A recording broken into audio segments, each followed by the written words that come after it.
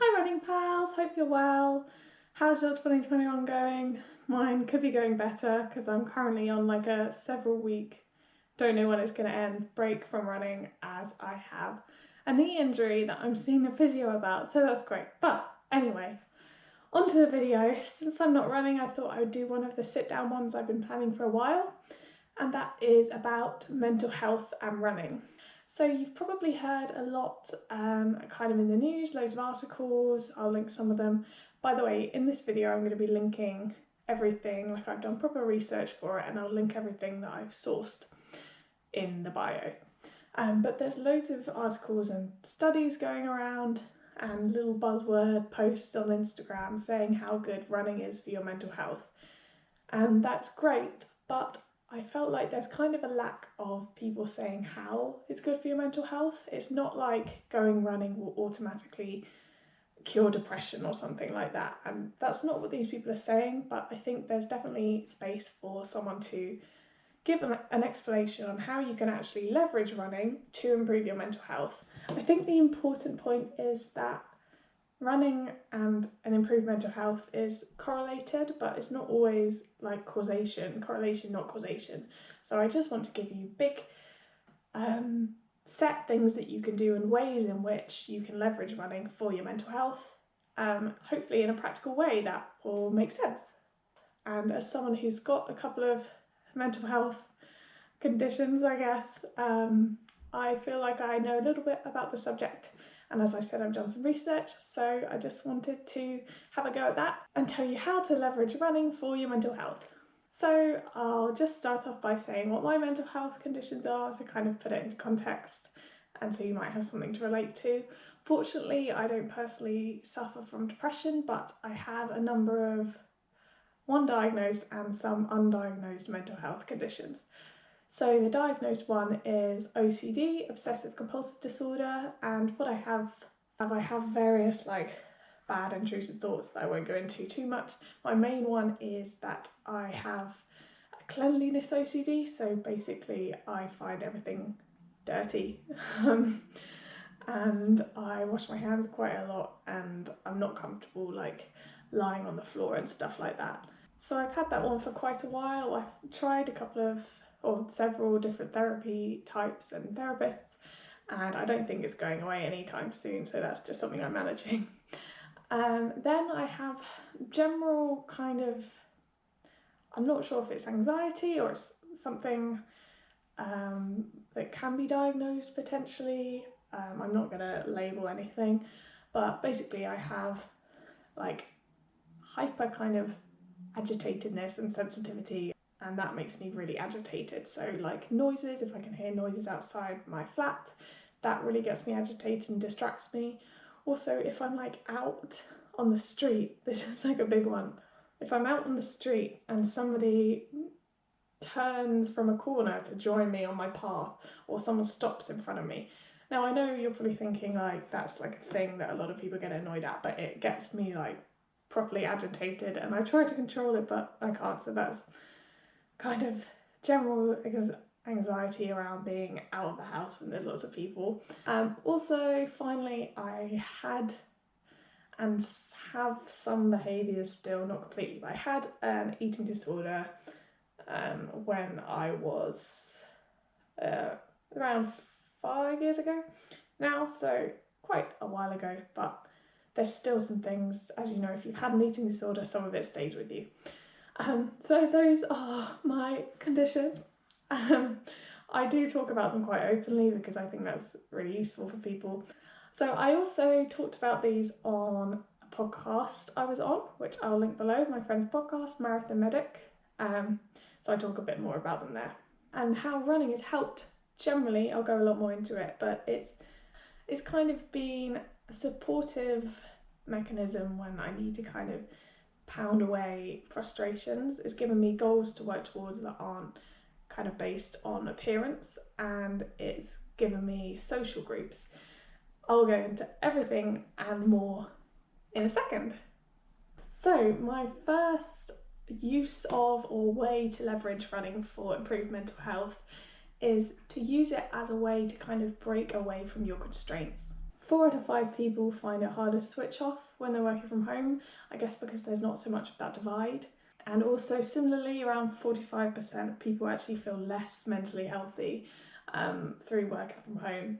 Getting out can be a really good scheduled break. So whether it's you've had a really hard day at work or you're feeling like really insular and you don't want to go outside for whatever reason mentally, having a set run that you've kind of got to do or that you've planned and you're going to have a nice time, that's a really good way to get you out of that kind of locked in situation you're in. And that's kind of one of the reasons or one of the ways to let running into your life to improve your mental health. Also, the good thing about running is you'll know that if you're going for like a walk or to the shops or something, you're not going very far, whereas because you're going so much faster when you're running, you see more places and you're more likely to be able to get to that nice view that's a little further away than if you were just walking. So that's how running can help, helping you just feel less constrained. On a similar related note, going out and running can actually be a really good way to push yourself and to test and improve your mental health through kind of training it. So as I said, I don't particularly like going out when it's very busy, but there are some moments when I sort of feel like in a couple of weeks ago, or a few weeks ago now, pre-injury, I was feeling just good and calm that day. And so I took that opportunity to go out and I ran along the river and it was so nice. And now post-injury, I think I'll be more likely to go back to the river even when I'm not having such a good mental health day. So that's a really good thing to do for running to improve your mental health. When you're having a good mental health day, use running to kind of challenge yourself within your comfort level, and then later when you're not feeling so good, it should help because you've kind of trained yourself in that environment, whether it be just getting out the house or whether it be something similar to what I have. Next, the way running can help your mental health is through helping you sleep. I'll link some sources, but basically sleeping is one of the key pillars that can really improve your mental health, especially things like stress. And I have also found that personally, so not just in terms of studies, but personally I've had that happen to me. I used to spend ages getting to sleep before I was active, and now I'm active, I'm out like a light every night and I rarely wake up in the night because I guess your body's just a bit more tired.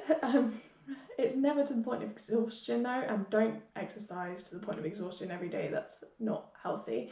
But just having that bit of exercise, especially in the evening, can just really improve your sleep, and sleep improves your mental health. So you can exercise in the morning as well and it will still have a good effect, but especially if you have a run in the evening, for example, come back, chill out for a little bit and then go to sleep.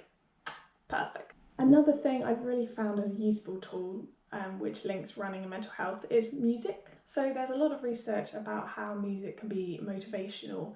It can help you run further, it can make you not feel as tired and stuff like that, but I think that it actually goes deeper than that. Even if it's just kind of the motivation factor, having a good run will result in feeling good about yourself and then reaching some of your goals, so that's really valuable in that way. But also, if you're kind of a music person, you'll know how music can make you feel and how it can have such an impact on your mood, and linking that with running, I think, just kind of really increases that factor. So for example, I like Taylor Swift. If I'm running along and I'm listening to like a Taylor Swift song that's around kind of the beat that I'm going and my feet are kind of pounding along to that rhythm, it genuinely feels like a kind of therapy to me, like almost like rhythmic therapy, which I did have a Google and I couldn't find studies mentioning rhythmic therapy. And music is really useful, like there's a reason why people listen to music after a breakup and stuff like that. It's really just, it can affect your mood, and pairing that with running can have a really powerful impact, I think. And the other main kind of tool or way that running can be used to improve your mental health is to do with the social benefits. So as you'll know if you've watched some of my other videos, the social aspect of running is really important to me. And I think that's a really good way that running can help improve your mental health. I used to run with groups pre-COVID. I did an interval session every week with a group, and it was really, really valuable for my mental health. Making friends and socialising, if that's part of kind of some of the factors that are the issue with your mental health, it can be so beneficial. There are studies about this. Things like parkrun actually helps improve loneliness. So it's not even that you have to run with a friend, even just going to that social setting that's a parkrun, hoping it returns soon, even that is really beneficial for your loneliness and things like that, which are key factors in mental health. And there are loads of studies on social running and group running and the benefits related there. Obviously in COVID you can't really run a lot with groups, but there have been little pockets of time when it's been allowed, and it's looking like maybe outside running with more than one person will be allowed. And even just the current status that you can run with one person, even that, like, be safe obviously, because your mental health's important as social physical health, but if that's something that you're comfortable with and will feel safe, then please go out and do it. Just having an ear from your friends to talk to, running with someone and motivating each other, they can really help, and they reduce your loneliness and they help you feel better, and they just bring you out of, if you're in a funk, they can bring you out of that. So it's just really valuable. So the social aspect of running is one of the key ways that it can improve your mental health. Okay, I also want to quickly talk about when running isn't good for your mental health, and that is something that I've had challenges with before, and I know people who have too.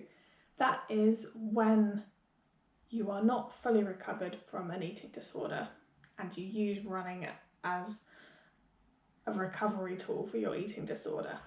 So in terms of studies, so you don't think I'm kind of chatting on my bum, there are lots of studies showing a correlation between long distance runners, so like marathons, ultra marathons, and with eating disorders. Like, there's a big correlation there, and people have found that runners who are obligatory runners, which means you kind of feel like you have to go out for a run, which is quite common in training cycles, those runners tend to have worse mental health. So that's something that's really interesting and I think really important. So running is a healthy pursuit. It can improve your health a lot and your mental health, as I've spoken about earlier in this video, but I think its link with eating disorders is really important. I'm not an expert at all, but I've had an eating disorder in the past, and there have been times where the calories I've burned on a run have been more important than how the run has made me feel or how it's helped me reach my goals in terms of training. And behaviours like that are unfortunately quite close to exercise bulimia, which is like bulimia but instead of eating a lot of food and getting rid of it in not a very nice way, it's doing exercise, burning calories, and then kind of, if you eat something, trying to burn off those calories. That relationship is really difficult. There are some people, like influencers online, who then get into running or things like weightlifting and stuff like that, and they kind of say that they're in recovery for an eating disorder when really they're just moving from restricting calories to eating more food but exercising off those calories, and I don't think that's healthy at all. So running can be great for your mental health, and I'm not saying don't run if you're recovering from an eating disorder, but don't like use it as a tool to recover, because I don't think that is the right way to go about things. Again, not an expert, but that's what I think. So there you have it. Those are my 5 tips for leveraging running for your mental health and the ways in which I don't think is good for your mental health. So hopefully this has been like a bit helpful, has given you some practical tips on what running improves mental health means. And you know, it's been fun to film a video, and thanks to all new people who are joining there. I just appreciate every new person who like cares what I have to say. And I hope my knee gets better so I can go back into running. Please. Great. Thanks. very much for watching. Bye! Also, please come and chat mental health with me if you want to. Just drop me a message on my Instagram or on email.